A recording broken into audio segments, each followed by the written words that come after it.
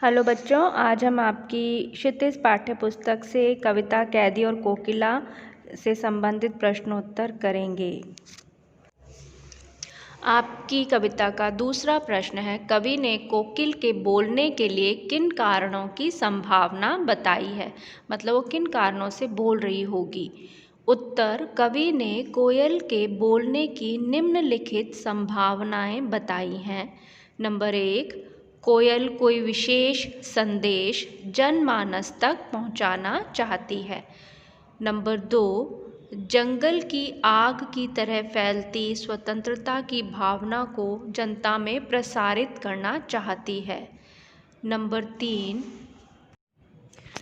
तीन, कोयल कवि की यातनाओं के प्रति सहानुभूति प्रकट करने आई है। नंबर 4, कोयल कवि के हृदय में विद्रोह के बीज बोने आई है। प्रश्न 3 है, किस शासन की तुलना तम यानी अंधकार के प्रभाव से की गई है और क्यों।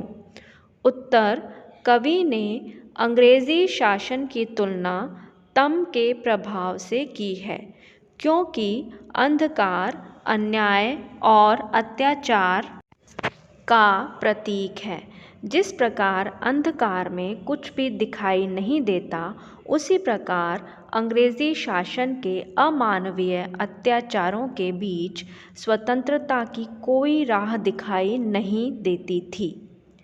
प्रश्न 4 है, कविता के आधार पर पराधीन भारत की जेलों में दी जाने वाली यंत्रणाओं का वर्णन कीजिए। मतलब जो अत्याचार उन पर होते थे उनका वर्णन करना है। उत्तर, पराधीन भारत में अंग्रेज़ों द्वारा भारतीयों को अमानवीय यातनाएं दी जाती थीं। स्वतंत्रता सेनानियों को चोरों, लुटेरों और बटमारों के साथ रखा जाता था। उन्हें रहने के लिए 10 फुट की अंधेरी कोठरी दी जाती थी तथा हाथों और पैरों को जंजीरों से बांधकर रखा जाता था। उन्हें कोल्हू के बैल की जगह जोता जाता था और उनसे गिट्टियाँ तुड़वाई जाती थीं। उन्हें भूखा प्यासा रखा जाता था। प्रश्न 5 है, भाव स्पष्ट कीजिए। इसकी पहली पंक्ति है, मृदुल वैभव की रखवाली सी कोकिल बोलो तो। उत्तर, कोयल अपनी मधुर आवाज़ के लिए जानी जाती है। वसंत के प्राकृतिक वैभव में डाल डाल पर जाकर बोलने वाली कोयल पहरेदार के समान आवाज़ लगाकर उसकी रखवाली करती है। अतः कोयल प्रकृति की मृदुलता की रखवाली करने वाली है। दूसरी पंक्ति है, हूँ मोट खींचता लगा पेट पर जुआ, खाली करता ब्रिटिश अकड़ का कुआं।